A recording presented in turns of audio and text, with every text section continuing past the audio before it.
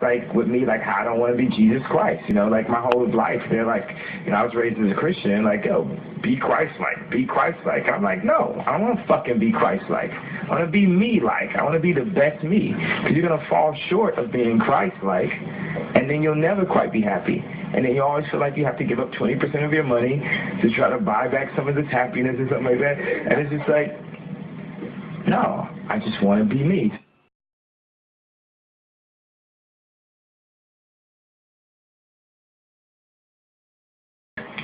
Like my idol, Jim Morrison, like his approach to shit. Like when I see like documentaries, I was just watching a documentary on Jim Morrison today. Like I've seen the movie, I've seen like documentaries. I'm like, yo, this is really who the fuck I am. I'm really this guy right here. Like in real life, it's like, and like people used to not like him and all that and stuff.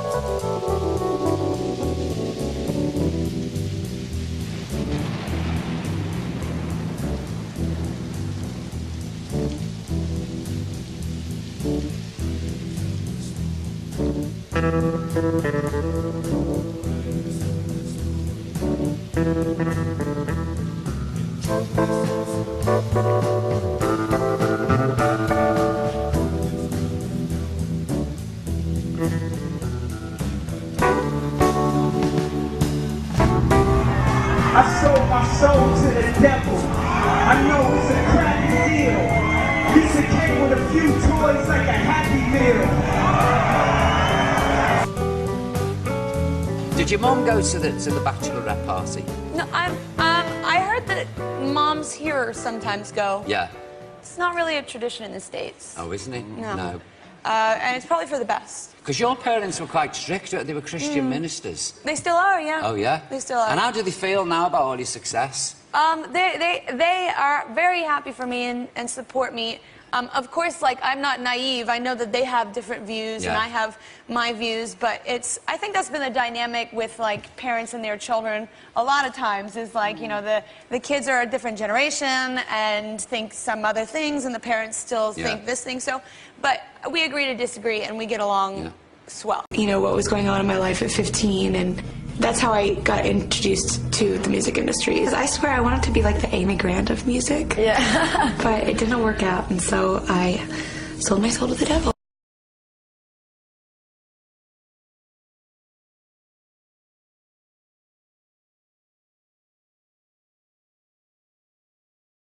Why do you still do it? Why are you still out here? Well, it goes back to the destiny thing. You know, I made a bargain with it, you know, a long time ago, and I'm holding up my end. What was your bargain? To get where I am now. Should I ask who you made the bargain with? with you know, with the chief commander. On this earth? And on this earth, and then in a world we can't see. If your ultimate goal is to be famous, then you're gonna do a lot to get there. Like sign your name in blood in a contract with the devil. Like you're gonna end up on a one-way street and it's going nowhere. Like that's just the truth. I've seen so many people like forsake their moral code and their value systems just for a little bit of fame, and it's not worth it at the end of the day. It's really not.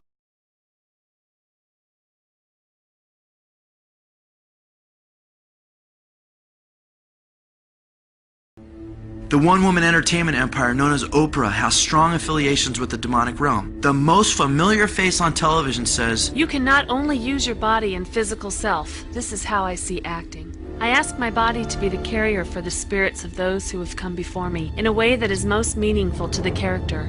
Just become the vehicle for that character." Calling out for these entities to take her over so that she may become a sparkling puppet, Oprah admits of her work before the camera. I tried to empty myself and let the spirit inhabit me.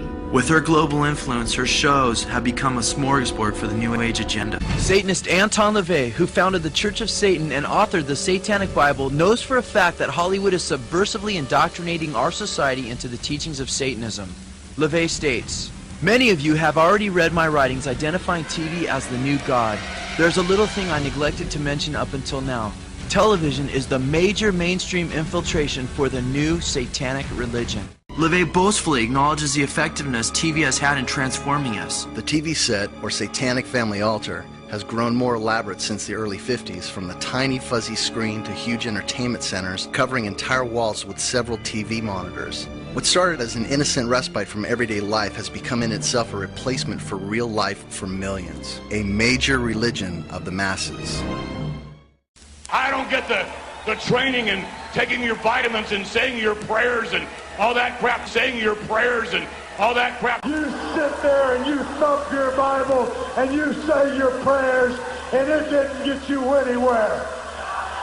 Talk about your Psalms, talk about John 3:16. Austin 3:16 says I just whipped your... Rob Reiner, who has directed numerous films including A Few Good Men, blasted. This kind of sanctimonious blank, these right-wing, moral majority, these people are blanking destroying the country. Actor and director Steven Seagal showed his contempt for Christianity, likening it to poison. Seagal spoke of the, quote, poisons that we as human beings are born with and are indoctrinated into through our Judeo-Christian culture, unquote. You think it's a blessing to know what God wants? I'll tell you what he wants. He wants to push me over. This disdain was clearly evidenced by Martin Scorsese's blasphemous Last Temptation of Christ. Actor Mickey Rooney verifies the industry's love affair with this anti-Christian agenda, stating, "The Last Temptation of Christ provides a good example of the film establishment rallying around a bad film to protect its own selfish interests. The film, no matter what its defenders say, was a slap in the face to Christians everywhere." Likewise, to blaspheme God is the purpose of many of Hollywood's elite, and their mission is summated in the same spirit of derision as found in the words of Ken Kesey, the creator of Jack Nicholson's One Flew Over the Cuckoo's Nest. Kesey explains, "The job of the artist is to say blank you, God, blank you and the Old Testament you rode in on." Why I let you drag me to these services. Can't stand listening to that guy's bullshit. If you just surrender your pride, you can know God.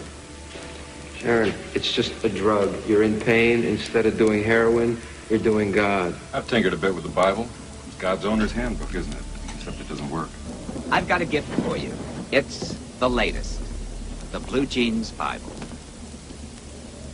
Hey, look at this, kids.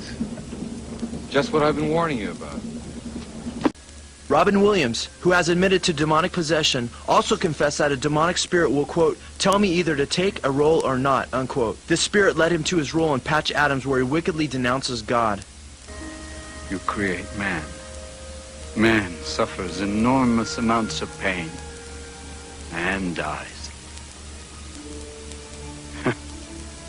Maybe you should have had just a few more brainstorming sessions prior to creation. You rested on the seventh day. Maybe you should have spent that day on compassion.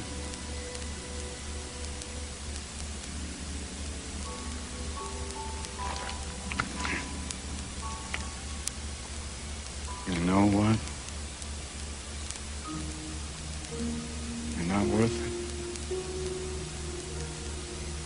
Day great.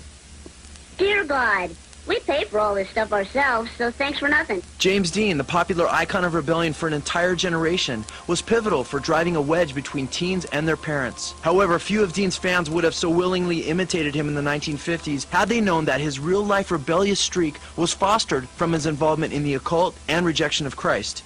Dean blatantly ragged Christianity as, quote, those destructive influences of beliefs based on torture and blood and crucifixion, unquote. Former owner and operator of CNN, Ted Turner, blasted Christianity as a religion for losers. He also brazenly made the following statements. I began to lose my faith. I did. I lost my faith. And the more I lost it, the better I felt, if you want to know the truth. He had to come down here and suffer and die on the cross, so with his blood, our sins would be washed away. Weird, man, I'm telling you.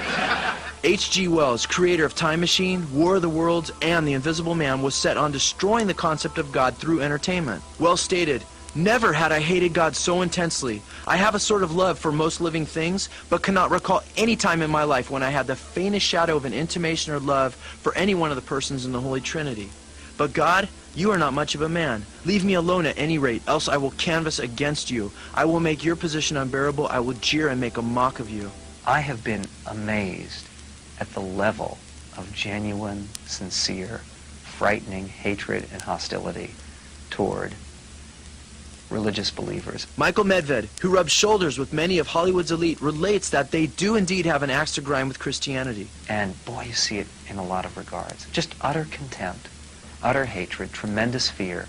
But the attitude that you have from Hollywood, where every time someone in today's world is portrayed as a religious believer, that person is viewed as some kind of a crook or a deviant or a weirdo or an ugly person, or something's wrong with him or her. It's poisonous. Again, we find ourselves in agreement. What kind of work you do, Big Dan? Sales, Mr. McGill, sales. And what do I sell? The truth, every blessed word of it, from Genesis on down to Revelations. That's right, the Word of God, which, let me tell you, there is damn good money in during these times of woe and want. The good Lord still loves me. He loves all of his children while he loves you. And he loves you. Hellfire is burning me alive! He's burning. Burning me!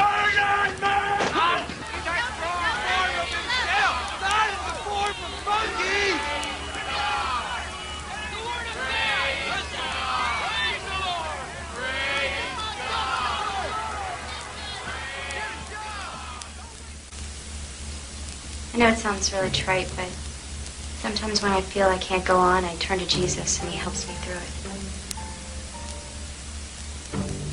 Thank you. Okay. I'll see you around campus. Looking forward to it. Freak. What, are you gonna smoke that? Nope, you are. Hell if I am. Yeah. Yeah, Jesus freak. Do you believe in God? Holy. All the fine and moral down front of the place, and we gotta get the one Jesus freak?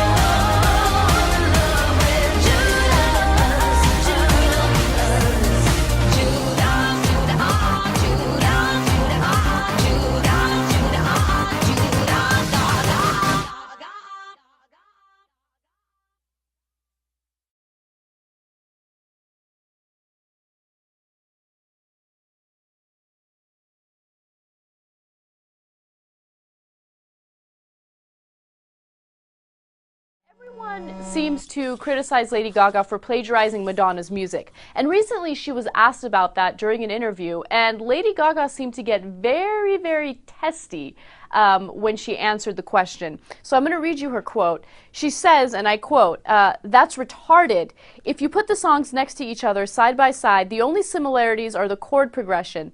It's the same one that's been in disco music for the last 50 years. Just because I'm the first effing artist in 25 years to think about putting it on the top 40 radio, it doesn't mean I'm a plagiarist. It means I'm effing smart. Sorry." So she got, wow. Not only is her music similar to Madonna's, her style, her publicity, her entire campaign is almost identical to Madonna's. I mean, the fact that she's denying it, I think, makes her a little questionable. The lyrics are different, but the music is exactly the same. In fact, we have an example for you. So let's start off by showing you a little snippet of Lady Gaga's Born This Way. My mama told me when I was young, we're all born superstars. She rolled my hair, put my lipstick on, in a glass of her boudoir. There's nothing wrong with loving who you are, she said, 'cause he made you perfect, babe. So hold your head up, girl, and you'll go far. There's an umbrella saying, I'm beautiful in your way, just God makes no mistakes. I'm on the right track, baby, I was born this way. Don't hurt yourself and regret, just love yourself and you said, I'm on the right track, baby, I was born this way. Alright, so now let's listen to Madonna's Express Yourself, okay? Listen to the similarities in the music.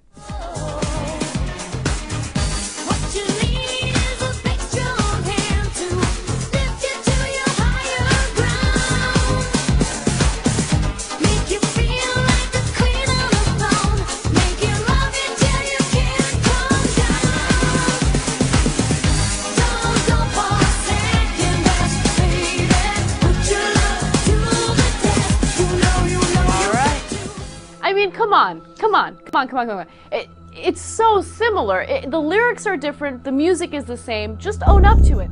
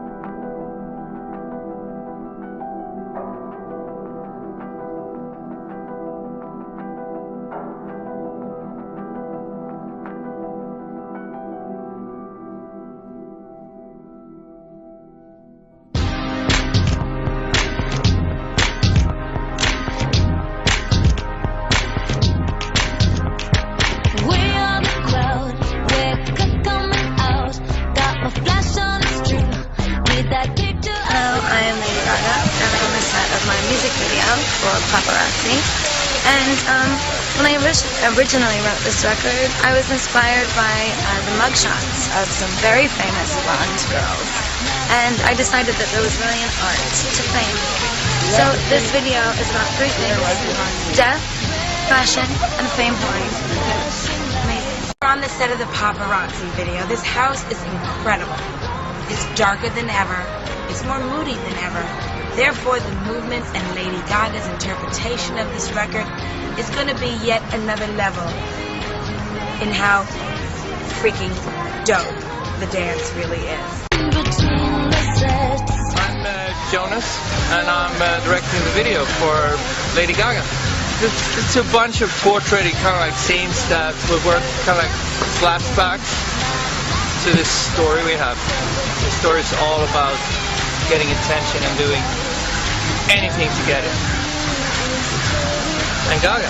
Hello, I'm Lady Gaga, and I'm wrapping up the first day for my video shoot for Paparazzi.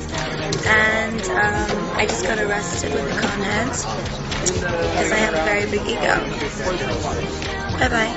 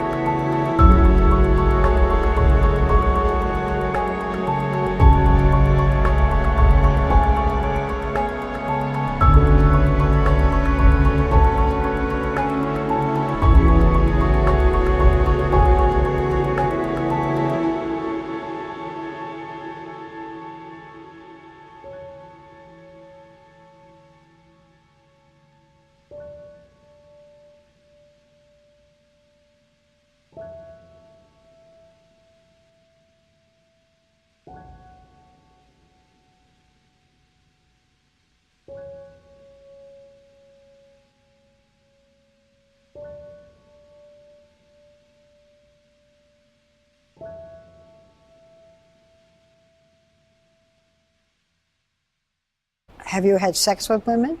My goodness. You don't have to answer me. That's okay. We can leave it as a big unknown if you want.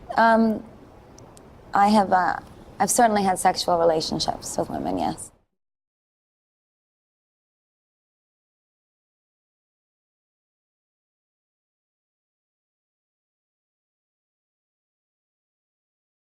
What's the biggest misconception about you? That I am artificial and attention-seeking. And I decided that there was really an art to fame. So this video is about three things: death, fashion, and fame hoarding. Amazing. Stephanie Germanotta's set that night at the Cutting Room was not exactly up to what her set is now. Let's put it that way. She had the it factor, but she just didn't have the rest of it yet. I said to myself, if I can get together with Rob and change the name, the image, the songs, we just might have something here.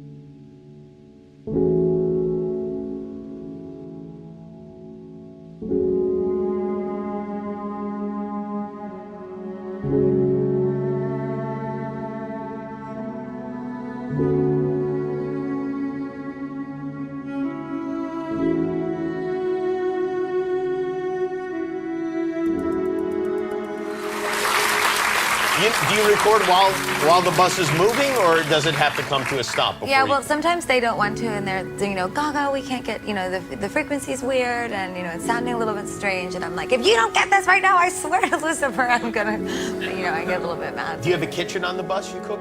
There's no kitchen.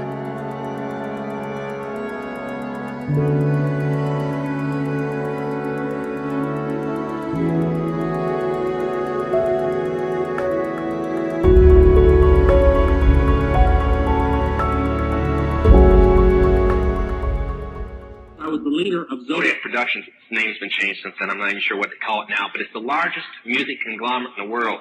It owns RCA Records, Columbia Records, Motown Records, owns almost all the concert booking agencies in the United States. And that's not even the name of the company that owns it. The name of the company that owns it is Brenner Enterprises, and Brenner Enterprises is owned by Chase Manhattan. Chase Manhattan's owned by Standard Oil, and Standard Oil is owned by the Lords of London. You can track it on back. You kind of get the idea after a while. But I was the managing president of Zodiac Productions. It was one of my jobs as being one of these 13 people. Thus, I got to know many of the people who produce music and sing the music and play the music that you play. Now, one of the closest friends that I got during that time that I obtained was a man named David Crosby. Crosby, Still, Nash and Young. I saw David the day before Christmas last year, talked with him. I got him away from this witch that he had with him. He told her to go shopping. We were in West Hollywood, and I was witnessing around to people I knew. We went off in this store, and we started talking. I said, David, I'd like to ask you a couple questions. I said, I already know the answers, but I've been gone for 5 years. I'd like to know if certain things are still the way they were when I left. I said, now I'll have to explain some of this when I'm done, because you're not going to understand it all unless you know something about music. I said, do they still take the master to the temple room? Dave said, yeah. I said, do they still have the coven conjure demons into the master? He said, of course. I said, now, I got to know something. what's the main reason for rock music? He said, come on, Lance, you know what the reason is. I said, please, David, I don't want to guess. Tell me what the main reason is. He said, the same as when you were in, so that we can place spells on people that we couldn't cast spells upon. I'll explain what that means in a minute. I said, okay, one last thing. I've been hearing that you must be an initiated witch now to get a record contract. He said, that's right. He said, many of us that weren't total witches have to be witches now in order to produce music. I said, thank you. The master is a tape about as big as the top of this podium that looks like an overgrown 8-track that the album is cut on and is placed in a machine that produces and presses the records and the 8-tracks and cassettes that you buy. After it's been recorded, it's taken in. This is why a master's cut months in advance before it's released. On the full moon, it's taken in to a temple room about the size of this auditorium that is in every one of the major music companies, behind locked doors up in the executive offices. And it's placed on an altar sitting in the north of the room and a pentagram engraved in the floor. And 13 hand-chosen witches and wizards and a coven come in and conjure a principality or a power up, usually Regia or something like that, and order him to tell the demons under him to follow every record and every tape coming off of that master. If that's too hard for you to believe, I'm sorry. That's why they do it. Now listen to me. This is why rock music's addicting.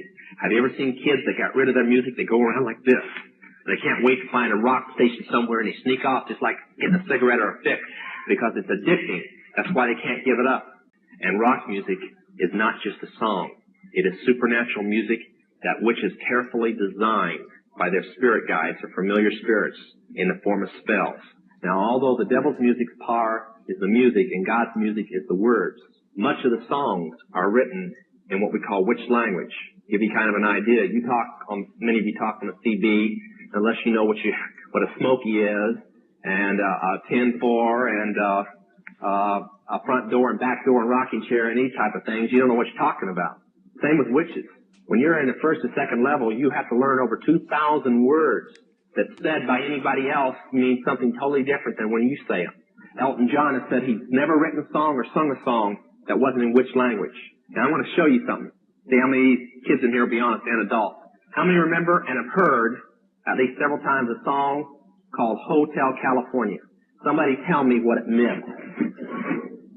Quickly, somebody tell me what it meant. Huh? That's pretty close. But from the words, what did it mean? Well, that's more of a guess. See, most people can't tell you. That's why when people do drugs and they listen to songs in which language, they get some of the meaning. But most of the time, they can't tell you. Stop and think how many songs are out there that you really like, and you don't have any idea what the person was talking about. Beyond the Yellow Brick Road? How about The Destroyer by Kiss? Can anybody tell me what it's about? Most of the music is either about Helter Skelter or a place called the Night Winds, which is what Hotel California is about, and different doctrines of witchcraft. You listen to them, your parents let you listen to them, and they have no idea.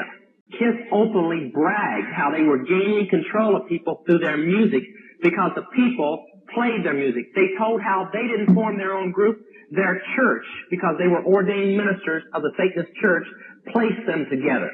And that's how most of the music is done. David Crosby, when him and Crosby, Still, Nash & Young produced the record 2-Way Street, they ordered the principality of Medici to order demons of rebellion to go into the record, and everybody that heard it would be rebellious. And it was one of the reasons for the great upheaval in the 60s was that one album. And they take open credit for it.